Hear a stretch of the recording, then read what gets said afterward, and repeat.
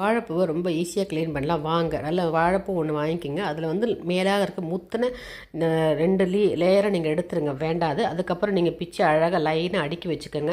அடுக்கி வச்சுட்டு நீங்கள் பிரிக்கும்பொழுது அங்கே என்ன பண்ணும், உங்களுக்கு கடைசியில் வந்து உங்களுக்கு வந்து இந்த மாதிரி இருக்கிறத நீங்கள் சாப்பிட்றலாம். இதை வந்து துவர்ப்பு தன்மை வாய்ந்தது. நாங்களாம் சின்ன வயசில் எங்கள் பாட்டியெல்லாம் உரிச்சு கொடுப்பாங்க, கடைசியில் நாங்கள் தான் சாப்பிடுவோம். இதுக்கெல்லாம் போட்டி வரும். நீங்கள் வந்து இந்த வாழைப்பூ உரிக்கும்பொழுது நடுவில் இருக்க ஸ்ட்ரெயிட்டாக காம்பு, அதுக்கப்புறம் இந்த ஒயிட்டாக இருக்கிறது ஒரு வெங்காயத்தாள் மாதிரி இருக்கும். இது ரெண்டுத்தையும் எடுத்துட்டா போதும். அப்புறம் கடைசியில் போக போக நீங்கள் எடுக்க தேவையில்லை, அதை அப்படியே நீங்கள் போட்டுடலாம். எடுக்க முடிஞ்சதெல்லாம் எடுத்தால் போதும். அதுக்கப்புறம் நீங்கள் கையில் பிசுபிசுப்பாக இருக்க தேவைக்கு என்ன பண்ணலாம், உப்பு போட்டு கையில் தடவி, தூள் உப்பு போட்டு கையில் தடவிக்கிட்டுன்னு பிசுபிசு போயிடும். இல்லை முன்னாடியே கூட தடவிட்டு கூட நீங்கள் எடுக்கலாம். அதுக்கப்புறம் பொடியை நறுக்கிட்டு நீங்கள் என்ன பண்ணணும், கருப்பு வராமல் இருக்கிறதுக்கு, ஏன்னா வாழைப்பூ கருத்து போயிடும். உடனே நீங்கள் என்ன பண்ணணும், தயிரும் உப்பும் தண்ணியில் நீங்கள் ஊற வச்சுட்டு கருக்கவே கருக்காது. வாழை தண்டுக்கும் இப்படி தாங்க. வாழைப்பூ பொரியல் பண்ணலாம், வாழைப்பூ வடையல் பண்ணலாம், வாழைப்பூ